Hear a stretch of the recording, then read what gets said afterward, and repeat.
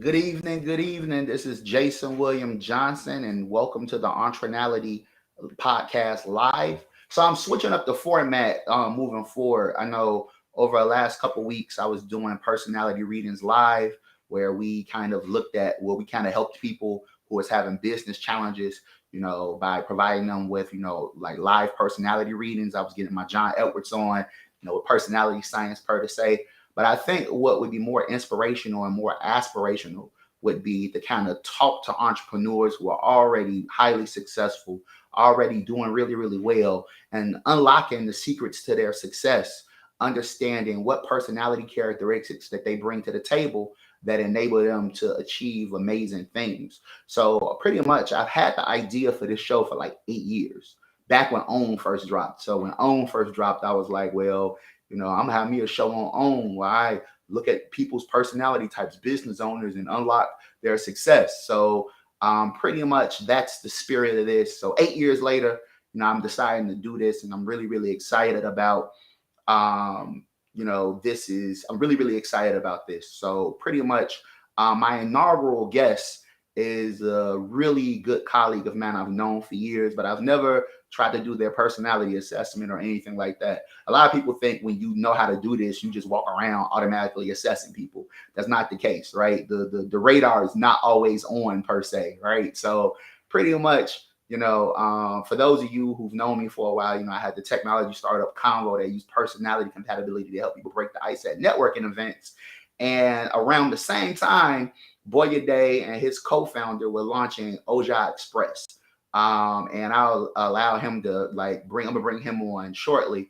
But we were like technology brothers, startup brothers, and he persevered, and he's doing really, really, really well right now. So I'm gonna go ahead and read his bio before I bring him on. So um, after witnessing the struggle and inconveniences he had and many of his friends had to go through to get African foods, Boyade embarked on a journey to remedy his problem.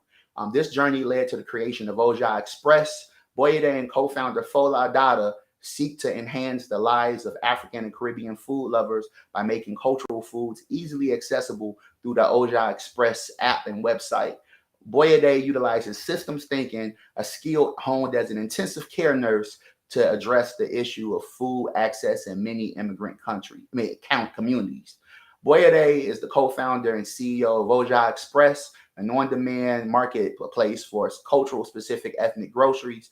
A Bronzeville resident raised on the north side, Boyade's route to tech and entrepreneurship is unlikely given his background.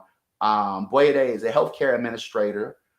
He graduated from University of Illinois Chicago's College of Nursing with his BSN and School of Public Health with his master's in healthcare administration. Boyede has a passion for mentoring, community development, and social responsibility. In addition to serving as the advisor and immediate past president for the Nigerian American Professionals Association, or NAPA, Boyede serves as a board member for the University of Illinois Chicago MHA Advisory Board. Boyede is a member of the American Association of Critical Care Nurses and is a certified fellow in the American College of Healthcare Executives. So pretty much, he's taking care of the health, of the access of health, the access to ethnic foods, Caribbean, African foods. Me and my wife, who's Jamaican, has been, a customer for years. So I'm excited to have him on board. So without further ado, I will bring on Boyade. What up, bro? How everything going with you? What's going on? What's going on? Man, it's good to chop it up with you. Thank you for being the inaugural guest on this new format. Really, really excited to learn a little bit more about you, man, to kind of learn more about your story, to kind of unlock the keys to your success.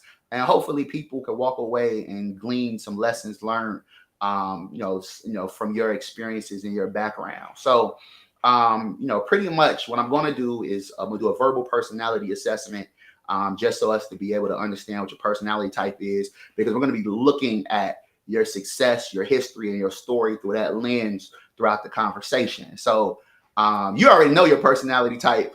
So this is going to be interesting to see, you're going to be checking my receipts on this, but I'm confident in my gangster. So let's go ahead and do this. So there's 4 different dimensions of human personality type. And for each dimension, there's 2 polar opposites. or 2 preferences. I'm gonna describe each of those situations in each instance, and you tell me which one sounds more like you, right? So pretty much, if you come across one that sounds like 50-50, pick the one that you would pick if somebody put a gun to your head and said, is it E or I? Let me know what time it is, right? Like make that choice, right? So pretty much, we're gonna go ahead and get into the assessment. For the first dimension of human personality, focuses on how we prefer to recharge. The first type of person recharges by being alone. Socialization drains their energy bar. Pretty much, I mean, they prefer the socialization drains their energy bar. They prefer to recharge by being alone, reflecting on their thoughts, reflecting, by themselves, et cetera, et cetera. Pretty much, they may enjoy socializing, but after a while, they got to get along and be with their own thoughts. The second type of person recharges by being around others. Socialization provides them with energy. It increases their energy bar. So pretty much these individuals, after a long week, they probably want to socialize with others, talk on the phone, go do an activity, et cetera, et cetera. Which one sounds more like you? The second one. Okay. I'm 50-50, but you put a gun on my head. I'll pick the second one. Okay. So on the scale of 1 to 10, with the first one being 1 and the second one being 10, where would you lie? I'll probably say a 7. Okay. So okay, got you. All right, cool. All right. So second dimension. The second type of person, the second dimension focuses on what type of information you prefer. The first type of person prefers information that's concrete and tangible. If they can't touch it, see it, taste it, or smell it, it doesn't hold as much value. They like things that are tried, true, and proven, and more present-oriented than future-oriented, and more detail-oriented than big picture-oriented.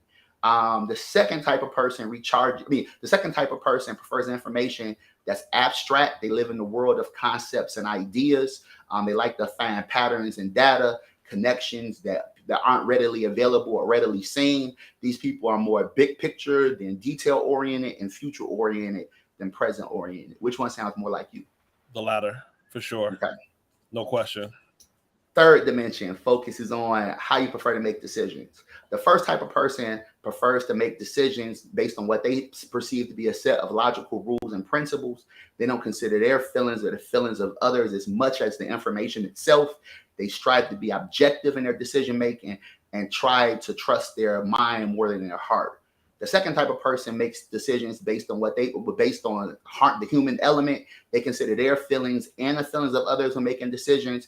They try to make decisions based on values that they believe in, and they trust their heart more than their mind. Which one sounds more like you? The first. Okay. Last dimension focuses on how you prefer to structure your lifestyle. The first type of person prefers is more organized and structured. They're going to have their, they like to have their day planned out. If they don't have their day planned out, they may feel lost. They like to have things resolved. They tend to probably have a place for everything in their office or their home. So that results in it potentially being clean and organized. And these individuals just basically like to come to resolutions. They like to make decisions and be like, I'm going to do this at this time. We're going to go in this direction, et cetera, et cetera. The second type of person is more flexible and they go with the flow. They may have things they want to accomplish during the day, but they kind of let the day take care of it. They're comfortable pushing deadlines back, if they need to. And also these individuals, if they're overly planned or if their day's too structured, they may feel trapped and they may feel the need to be able to try to have some flexibility and freedom. Which one sounds more like you? Another 50-50, but I'm probably more the first one. So, all right. So pretty much based on what you told me, this is your.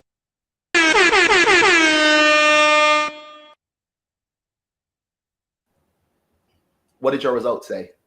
I just heard the DJ sound and it said my mic was muted. I didn't see. Oh, no. I'm saying, what did your results say? You're an ENTJ. What did your results say on the test that you took? ENTJ. Bam! Spot on, bro. So yeah, so you're an ENTJ personality type, which makes sense for why you chose the crazy startup life, right? So ENTJs are the type of individuals who can conceptualize the idea and ruthlessly execute it. So you have this unique combination to be able to be big picture when you need to be big picture, but then you can be very tactical and strategic to execute things, right? So oftentimes, when you're trying to execute your goals, life is like a chessboard. So you're looking at this piece, then I can move this piece. And then if I connect with this piece, then I can accomplish my goals, right? So you're very strategic, you're very analytical, and you really, really focus on executing and getting things done, right? So you typically tend to rise to natural leadership positions. So the fact that you are all on all of these different boards in your bio makes whole sense because you were ENTJ. And so you're natural leaders, right? So the thing is like the strength of that is you're really good at being able to identify what people really do well and then create a lane for them to be able to execute it. The pitfall of that is sometimes you may not be as emotionally in tune, right? So it's really about, the objective, executing, getting things done. And unless a person can really come with a logical explanation for like why they feel a particular way or why they have a difference of opinion, it's really, really hard for you to accept it unless they have like a logical explanation to explain things, right? So these individuals are natural leaders, natural builders of systems, natural builders of organizations. So it makes complete sense that you're doing what you're doing. Now I have a question. I know you was in healthcare administration, you was a nurse at first.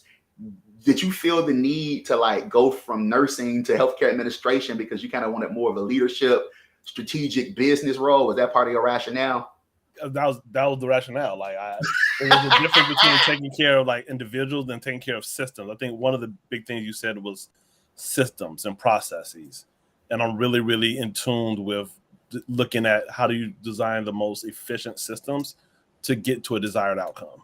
Right.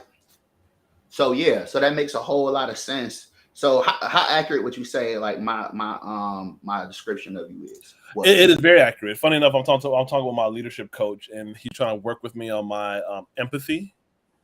You kind of mentioned the whole like if it doesn't have any kind of rationale or logical data, so I'm supporting it, then I'm tuning out. Like, okay, yeah, all right, get this done.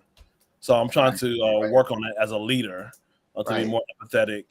Trying to tune into a little bit more emotional intelligence in that regard. So yeah. Awesome. So, we're going to look at your story from within the context of the ENTJ. So, why don't you go ahead and tell me how you guys got started? First of all, why did you decide to transition from like your career to like startup life? Like just kind of go into that.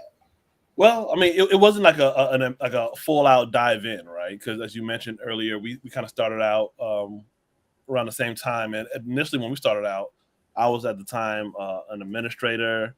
I was the president for the Nigerian American Professional Association. That's how you and I met initially. Because we both started off as the president. I was president of the Metro Board. You was president of NAPA. Exactly, and we wanted to do both started our startups. Yep. Exactly. So I was doing that, and I started my startup. It initially was supposed to be a community-driven project. That's all it was.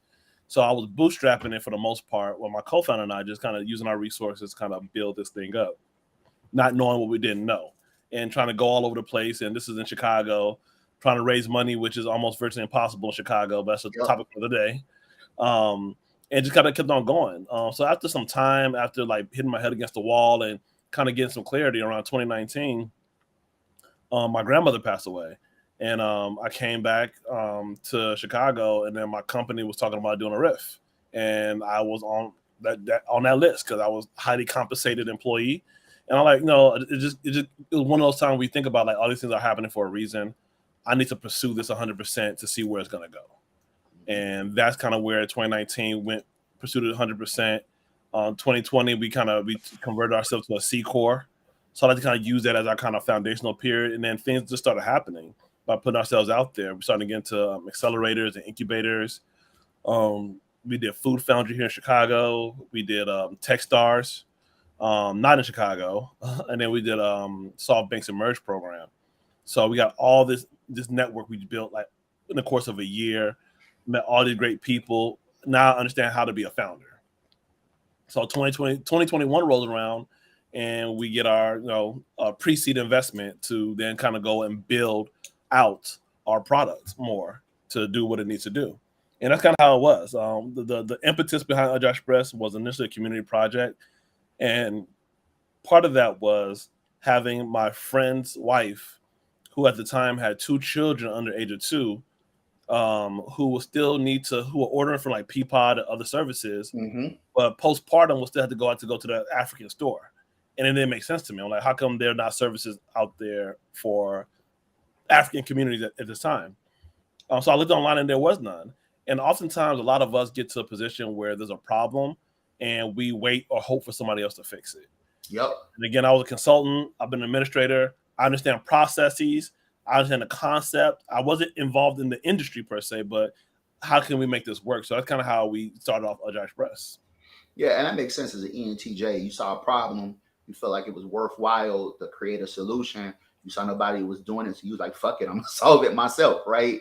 Yep. And you just dove in. But that also comes with that confidence that an ENTJ typically has. Like, you just naturally know, you believe in your abilities. You be like, okay, I may not know everything I need to know about this industry, but I'm more than capable of learning.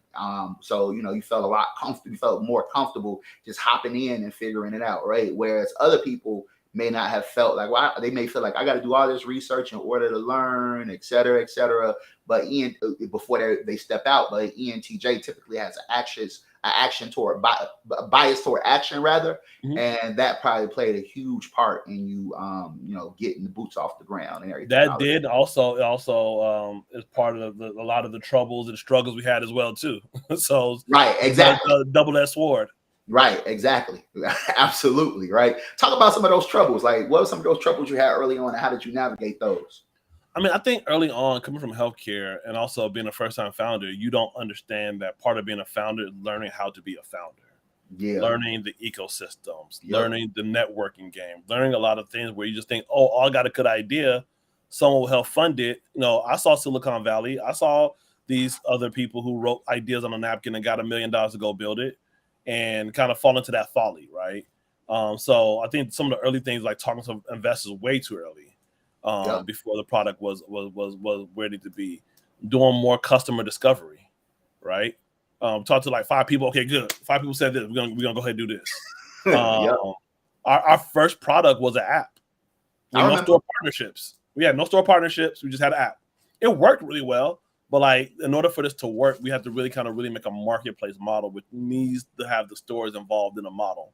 So some of those are early things that I think that we made some like, I wish I could have had back, but they're there for a reason. Not investing early in a designer.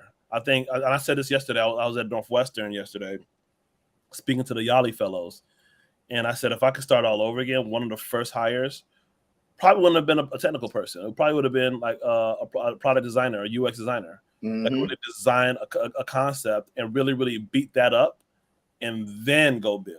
Yeah, I think a lot of people have an idea like, oh, I need to go get a developer to do this. Like, nah, you probably need a designer that could get you a clickable prototype, and then you test that out first before you send it out to go get built. Yeah, absolutely. So, like, with the work I'm doing at Next Street now, because I'm a director there, we're building a digital product, and pretty much that's what we built. We hired a company to do the prototype, working on the clickable prototype, and we've like our end number is like large and getting larger as far as like getting those insights, because you need a large number of insights to see how people operate and how people engage with a platform before being able to say, okay, let's go build it, right? So I think that makes a whole lot of sense, right? So pretty much, how did you and your co-founder connect on this? Like, how did you and Fola connect? Yeah, so me and Fola happened to be part of a mastermind group at the time, and I was doing what I was doing, he was doing what he was doing, and I saw an app that he made he's a big soccer fan, to track the World Cup. So I'm like, okay, he's a designer, he's a developer, he can make something, right? So when I started this idea for Oja Express, I didn't know any developers. Like, I'm coming from healthcare. I know a lot of people do a lot of different stuff, not developers, right? So I'm not in that ecosystem. So he was the first one I knew. So I'm like, hey, this is the idea I have. What do you think about it? And he made me literally pitch him, meaning that I had to go get it. I made it 20-page deck. Like, this is what it could be, sold him on a vision before he actually joined onto the team to join me on this journey. Oh, awesome. And then y'all been grinding and working ever since. Grinding. Yeah, no doubt. So what do you feel like has been what do you feel like the biggest challenge was, like in the beginning, like the biggest one, like starting off? Starting off, it's hard because I think every day is a you're fighting for wins. Yep. So like I feel like that every day. But I think starting off with just having a sense of direction and clarity. Again, we're first time founders. Right. Like I've built with startups before. I've never raised money. I never built a company before. I understand business fundamentals. I've ran departments. I've ran enterprises. But starting your own thing with your own resources and all those different things and all the different responsibilities you have on top of that, I think that was probably the hardest part. Awesome. Yeah, man. It's definitely challenging. So pretty much fast forward to today, you guys, have the fully functioning website. You guys raised some capital. You've been in Techstars, and what else have you? What other accelerators you guys have been in? We did the Food Foundry in Chicago. Foundry. We did a SoftBank's Emerge program. Yep, I remember that. Yep. So those are the two programs primarily. We recently did a Good Food Accelerator as well. Shout out to Shelby Parchment for that. I was recently appointed to the board for Good Food Accelerator for Good Food Catalyst. They're rebranding. Yeah, so I was just recently appointed to the board of directors. Cool. Congratulations. Yeah, I was going to ask you, did you do that program too? So initially we wanted to, but again, they were doing more fresh farm to table. Right. So we did the program primarily to kind of really help us upgrade our sales chops. Right. We're looking to get more help with. So pretty much you're an ENTJ and you're constantly strategizing and playing chess, looking at contingencies and things like that, right? So what's next? Like, what are you guys, what's the next milestones over the next 6 months? Like, what are you guys trying to accomplish? Well, one, we're fundraising. Yep. So that's a full-time job in and of itself. So we're doing that. We really did a really good job building out the digital infrastructure for scalability. And really trying to work out the kinks there. So now I think for us with the fundraiser, we're looking forward to really kind of add on efforts around marketing specifically and sales. I think those are critical functions, and it's kind of hard to do it with the amount of money we raised. We could test it out, see what works, but we know that our sales funnel and our sales motion and our marketing is going to be a lot different, in fact, because we're going after cultural communities, right? You can't market to them the way you market to the mass market. Right. It's a different type of language, different type of communication. It's not necessarily going to all be digital. So just kind of really getting our bearings around there, kind of finding sales talent that are not afraid of kind of helping build, who have experience building networks and kind of just grow the market, grow the network. No doubt. So I want to get into you personally, right? So it seems as if, so when I met you, you was in a leadership role, right? It seems like, you definitely was in leadership roles in your career before you launched the company.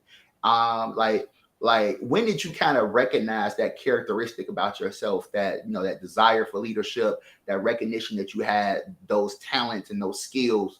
And like, what did that look like growing up? Like, I'm the oldest. So I think that's one, the oldest child coming from a Nigerian immigrant. So you're kind of literally forced into that role, if you like it or not. I think beyond that, just like I've always spoke up. I was never afraid of speaking up, even if I was around people who were older than me. One thing I used to try to do, even if I was with people who are older than me, I try to read as much, if not more than them, so I had something to say. And I think beyond that, I think the earliest opportunity for me to kind of learn leadership beyond just like, growing up throughout high school was in college. I was an RA. My sophomore year throughout the end of college. Granted, it was free room and board, but it was still responsibility. And that's when I actually knew I wanted to do healthcare administration at that point. And I just focused only on the clinical side of things. Bro, what type of RA were you? Were you like that cool, lenient RA? Nope. Was you about to, nope. Bro, Smoke weed in there? Yeah, that was me. Hey, bro, like, the RA is like the feds when you in college, bro.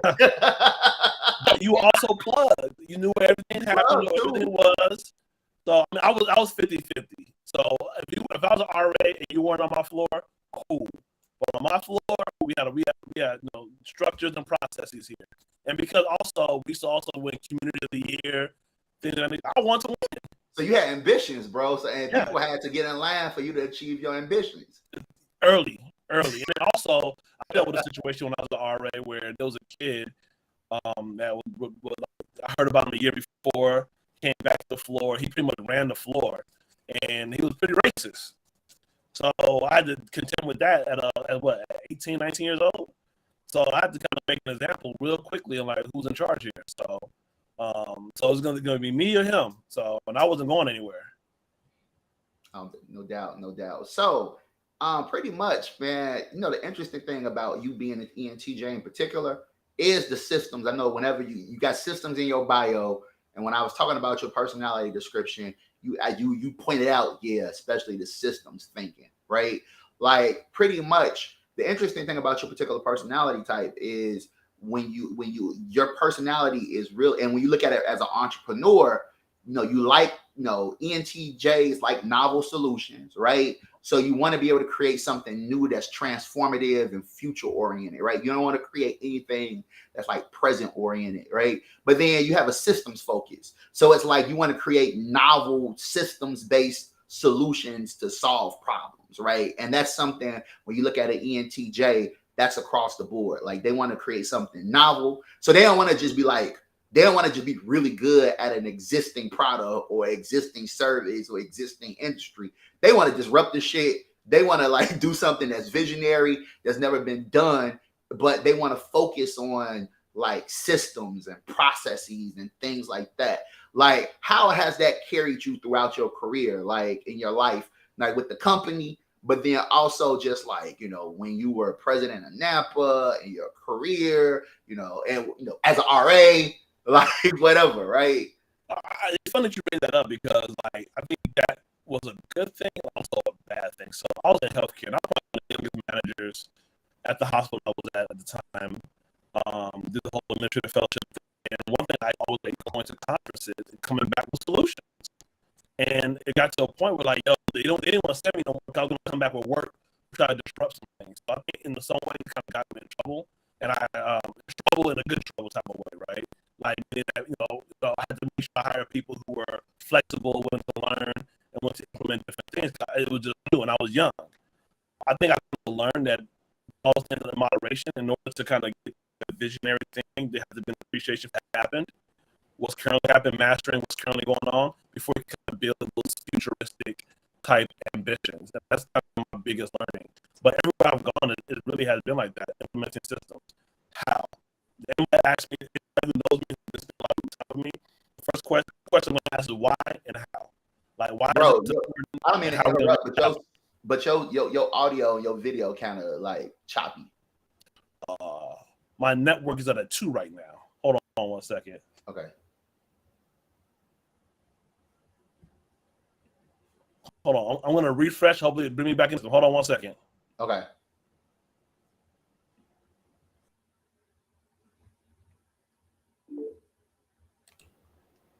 All right, cool. I'm agreeing. I see the network is agreeing right now. Okay, there we go. We're cracking again. So yeah, just touch back on that again. Like, how do you take that desire to create new and novel systems? How has that played out throughout your career?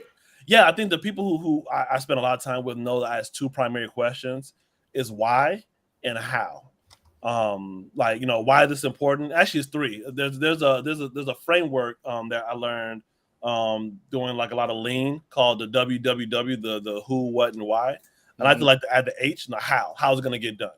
And I think I've carried that everywhere I've gone. Like, implementing new tools, new systems, reading a lot, working with people who are younger, who are futuristic in their operations. I just always done that. And so even when I came to Napa, I took over for someone who was a little bit younger than me at the time, but I came in knowing that it needed some structure. And if I could build the right structure, whoever's going to take on after me has something to build onto and to take the organization forward. So I just think like that, like, okay, things are not happening the right way. How do we use technology? What's at our disposal to make this happen? And if it can't happen, tell me why it can't happen. Or tell me how it can happen. Let's make it happen. So I like the question how more than the why.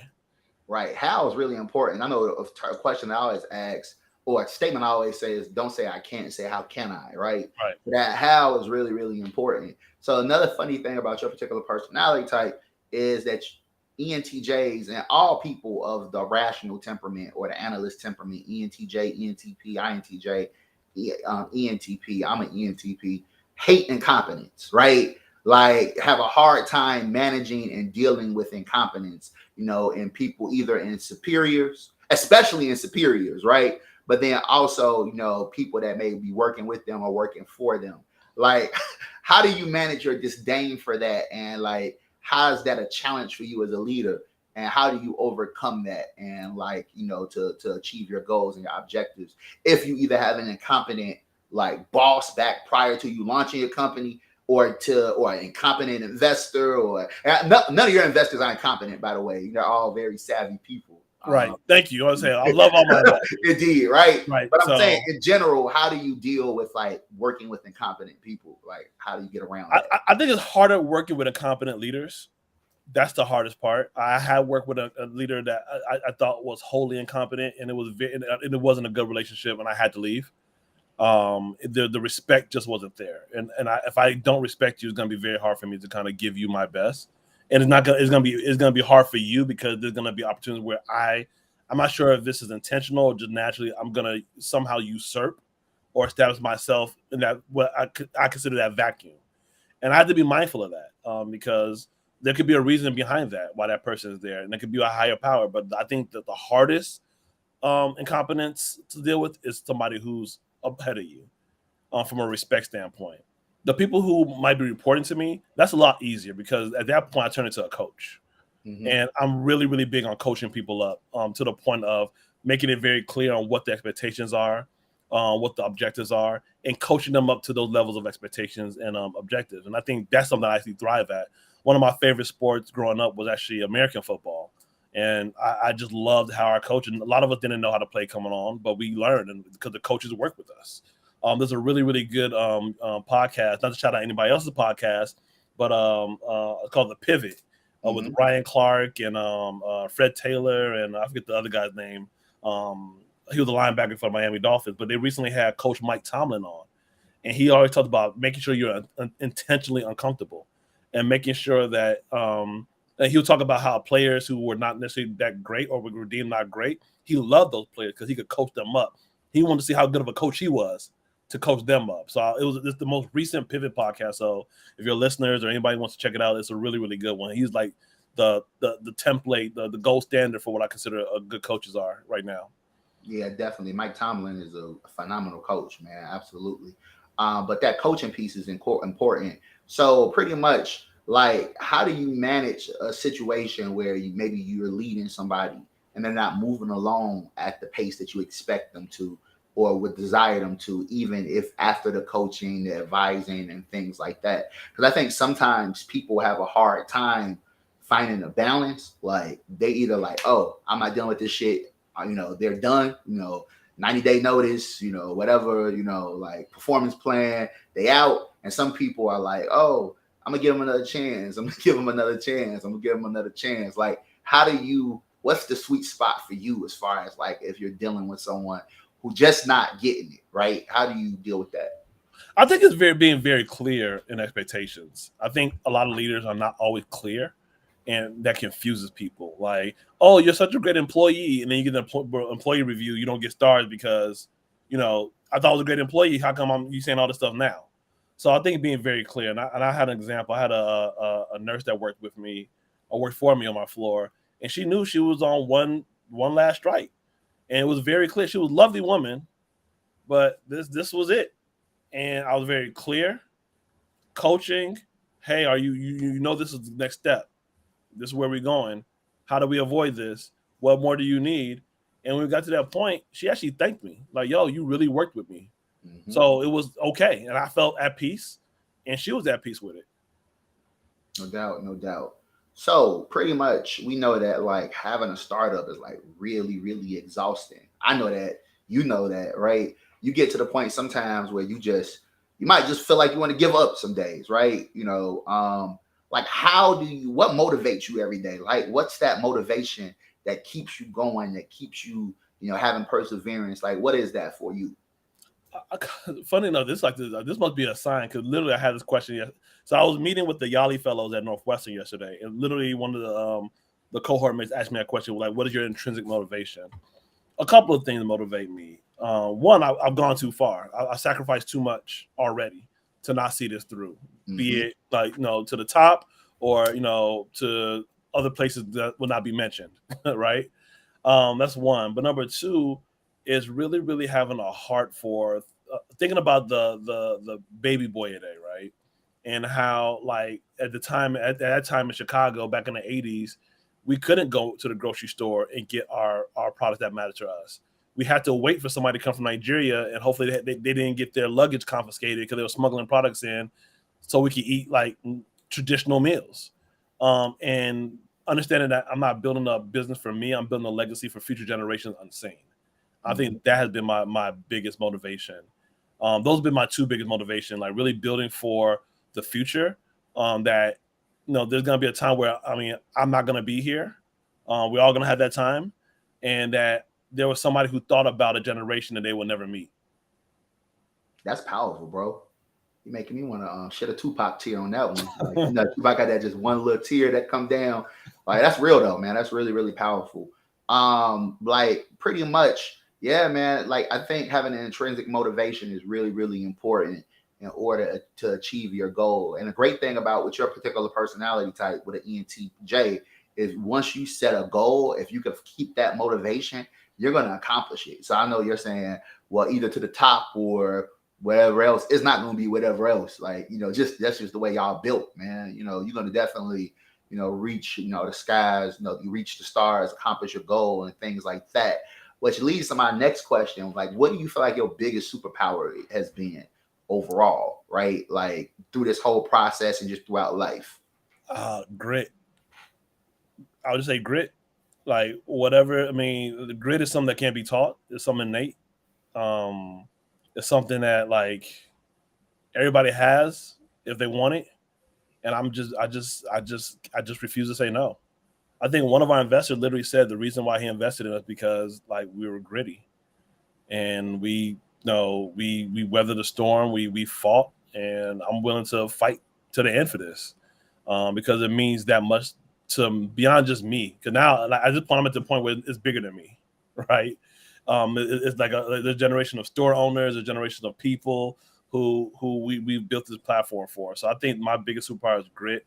But beyond that, I just honestly think about organizing and systems and creating systems in place, checklists to just get done. Like really, there's a healthcare philosopher by the name of Avitas Donabedian, and he has this this framework called SPL, called Structured Process Outcome. And I just always gravitated towards that because it just makes so much sense to me.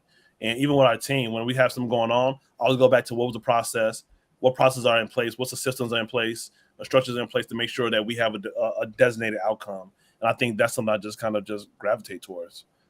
I would like to say my charming smile and my charisma, but I'm just gonna keep working. I'm gonna see this to the end. I'm not gonna quit. Bro, that's not it at all. No, I'm playing. Bro, nah, for real though. I mean, real talk though, you're one of the realest people I've known in this space. Like, not just in this space, the Black professional scene in Chicago, in the startup scene. You just one of the real ones, bro. And I just want to let you know I appreciate, the friendship. Appreciate you being who you are, man. And I'm really, really proud of everything that you've been accomplishing so far. No, I appreciate that. Same thing to you, man. I mean, we've gone through the days of a lot of entrepreneurs who were proclaiming Chicago to be a certain thing, and they're not here. A lot of people ain't here no more. So, and I don't say that to dunk on people at all. I think everybody had very good intentions, but again, I'm a believer in Chicago. I'm a believer in the abilities of the people in the city, and I think all the talent needed to build up the city and expand outside the U.S. is all here in Chicago. We just got to figure out a way to kind of make it all work together. Absolutely, man. Absolutely. But since I asked your superpower, man, you're not gonna ask what your kryptonite is. I think you mentioned it. I think you said something earlier about like always looking at novel solutions, and I get distracted by shiny things. Like, oh, we gotta do this, and sometimes it get derailed. Like, we gotta rewrite the roadmap and do this, and like so. Sometimes it's about being patient. My co-founder had learned how to tune it, how to filter, not tune it out, but how to filter some of those things. And I think the other thing too, which is not necessarily a good thing, I know sometimes people say this, right? Oh, I work super hard. On that, what's your weakness on your resume? I work super hard. But I think one of the kryptonites is that I lack balance. I'm either all the way on or not, and I got to kind of find that middle ground for both like family, friends, and like to kind of balance things out. Because it's like you said, it's very hard. A lot of people glamorize and romanticize entrepreneurship, and there are Sure. beautiful days. Don't get me wrong, but the highs are high and the lows are very low. Low. So just trying to get balance in what I do, because I literally wake up thinking about Oja Express like all the time, and I'm not sure that's a good thing. I mean, for my investors, it's probably a good thing. For me, I need some other activities to kind of balance myself out a little bit. So speaking of which, like when you do find that time to balance yourself out, what's the type of things you get into, man? Like what's some of your interests? Working out. So I just found this new workout, and I'm not trying to shout them out, but it's a basketball fitness workout called Swish House, like the best discovery ever. It's the non-contact, like it's almost like going through high school basketball drills, but non-contact. So it's great for my knees. Great for my knees. My jumper accuracy has improved by 7%. I need that, bro. How you know what's 7% though? Like you keeping like your field goal percentage. Yeah, oh yeah. You got to track it. So my accuracy. I mean, I wish I would have learned these things X number of years ago. I'd probably have been like pretty nice somewhere. But yeah, it's a great workout. Working out, reading, having time to read, and also just getting outside of Chicago. And I say get out. I said I want to make sure I balance it, because I love Chicago. But I think you got to get outside Chicago to look at the opportunities you can either bring back home or get like creative energy outside of the city. Yep. So I just like to like travel like wherever, anywhere else outside the city. I like to go to warm places, even if it's for a day. I could literally book a day trip to like Houston, spend the night and come back the following day, and just kind of get inspired by seeing different things and how things are laid out there, or opportunities you can kind of bring elsewhere. Yeah, but that travel thing is really, really interesting, because if you look at creativity, so what happens with creativity in general is you get all these inputs, and then your brain kind of starts creating new connections. And people with an intuitive preference, you being an ENTJ, one of those, we're really, really good at that, right? You get all of these inputs between seemingly unrelated things, and then next thing you know, you reconfigure them in a way. It's like, damn, I got this idea from this. Like pretty much, like I know when I used to rap, that's where that came from. Just that ability to be able to take that metaphor. How you come up with that shit? I don't know. It just comes, right? So like that. So the thing is, like absorbing those experiences, but finding that time to be still. It's like that's when you get like those ideas, like when you in the shower or whatever. And the reason those things come when they come is because you're still in that moment. You're being, and then all of those different things that you've like absorbed, are able to come out and reconfigure themselves in ways that are novel and new and things like that. Like a lot. So like that's kind of like how that happens for the most part. I say, but my ideas always come on a plane, or like literally in the plane or in the shower. Those are the two places, and I got to be the window seat too. Those are the two places, right, where my ideas are like just pouring, like it's almost like a download. Yeah, definitely, yeah, because that's what happens. Like that's how you get that creative process going. But pretty much, did we touch on like what's next? Now I want to ask this first. Right. So obviously this project, Oja Express, this company, your startup is near and dear to your heart, just because it's a cultural thing, right? As far as being able to give folks who, who enjoy Caribbean food, African foods, access to the ingredients that they need that they currently don't have. Like I know my wife loves your app because, y'all need to figure out how to get to Indiana moving forward. But my wife she used to love that, like going like the platform and being able to order all of the things that she needs, right? So what has it been like creating this community, if you will, of users, of store operators, et cetera, and how has it impacted you in a positive way, or how has it impacted you overall? It has, and again, that's when I got to the point when I realized this is bigger than me. We had a customer who ordered like a drink. That she was from Ghana. She said, I haven't seen a drink in over 17 years. And this is a drink my parents used to bring to me when I was in boarding school. And now she's sharing that drink with her children now here in Chicago. And I think that's been a huge impact.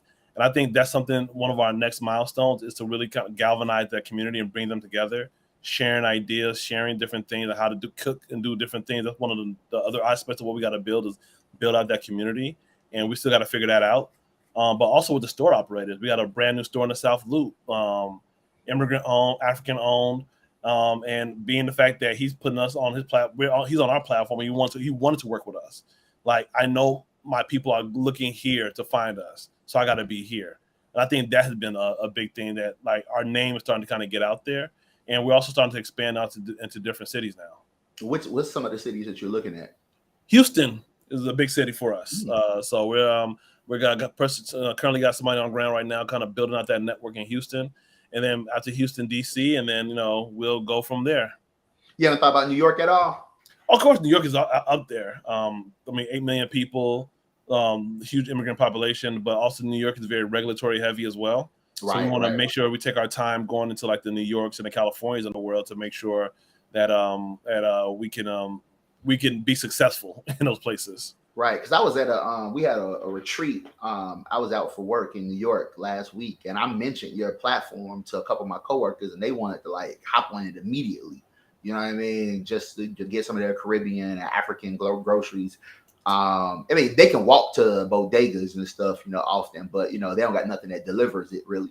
So it was a lot of interest in that. Yep. Definitely New York is the big, the whole Northeast. The whole the Mid-Atlantic. So we have our cities. When we think that, like I said, and again, you keep mentioning African and Caribbean, and that's one of our core constituencies. But it's also Indian grocery stores. Yep. Right. Yep. Also Hispanic grocery stores. Yep. So I was just talking to someone earlier today, and they're mentioning how like their father came to their city, and like the father is coming from Pittsburgh, coming to Houston, and how like he didn't want to leave Houston because they don't have groceries like this in Pittsburgh. Want to pack up a suitcase, and this is in the United States. Yeah. So yeah, bro, if you extend your delivery to like Crown Point, Indiana, I won't even be mad at you, because you do got some joints on the state line. Like you got Fruiteria that's over there, on the southeast side. So like, I mean, if you decide to go ahead and extend, I wouldn't be mad at you at all. So cool. I hear you. Take that back to the product team. We got you. So fun. So a little fun. I'm about to be a little petty. Explaining as an ENTJ, using your systems and your logic, why you feel Nigerian jollof is better than Ghanaian jollof. I have to say, just first of all, we got to give homage to Senegal, because Senegal, the Wolof people created jollof, right? Mm-hmm. But Nigerians just perfected it.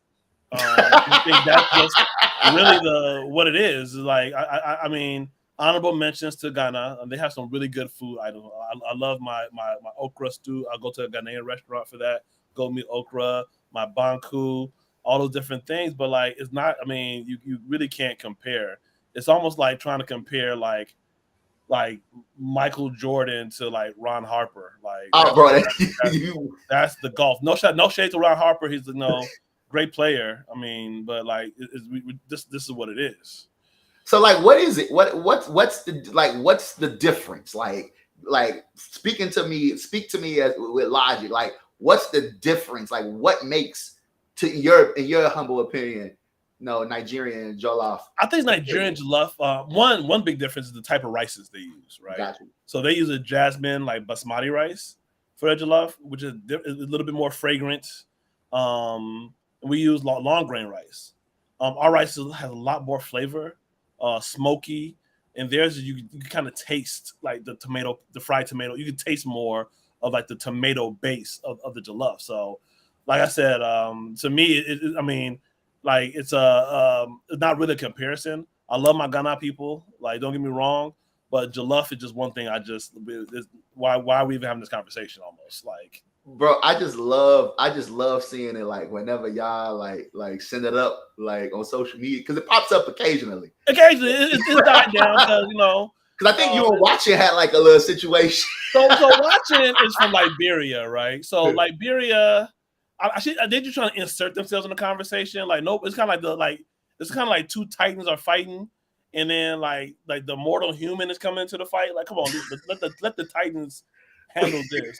let them settle their differences, right? Exactly. No doubt, no doubt. I love you watching. I hope watching's watching. Indeed. But bro, she has a great podcast that folks need to check out as well. I choose the ladder. I think they call it the ladder, right? Yeah, I choose the ladder. Last but not least, final. I want to get your final thoughts on this. Like, what advice would you give someone with your exact same personality type trying to do what you're doing right now? So somebody in the audience, I'm an ENTJ too. And it's like, oh, I want to have a startup too, right? Like, what advice would you give that person? Be patient. Build your network. And test. Like the way we did it is like we didn't test, we just built. And the product was the test. And that's a very expensive way of going about developing product.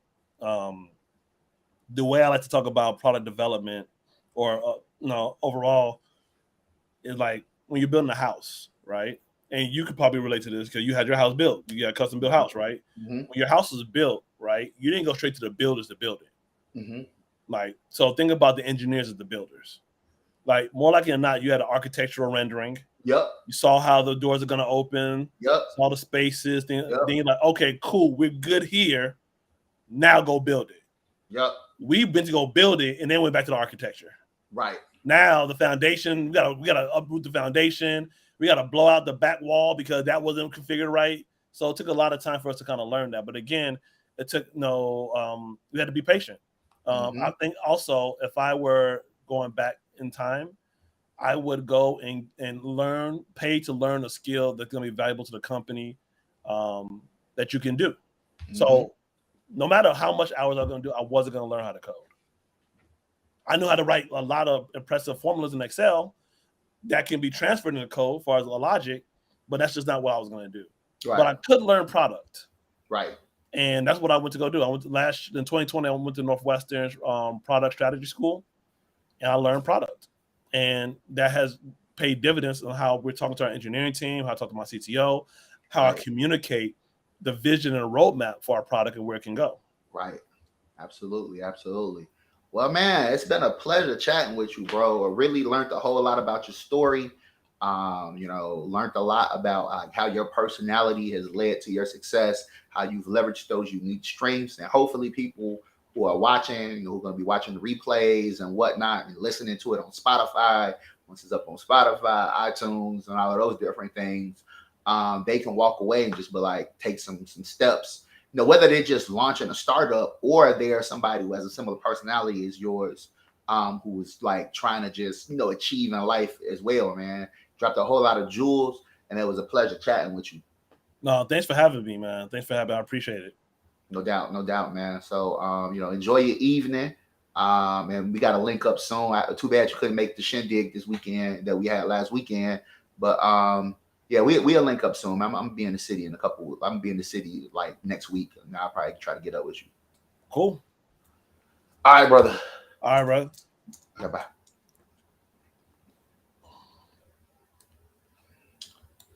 All right. And that concludes the first episode of the Entrenality podcast.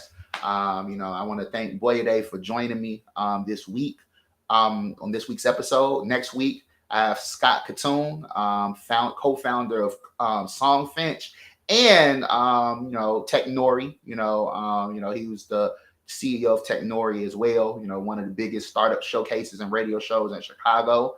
So I'm looking forward to having him on next week so we can learn his Entrenality and how it impacted his story. So once again, I want to thank Boyade. I want to thank everybody who tuned in and everybody who's going to be listening. And I'll be on next week.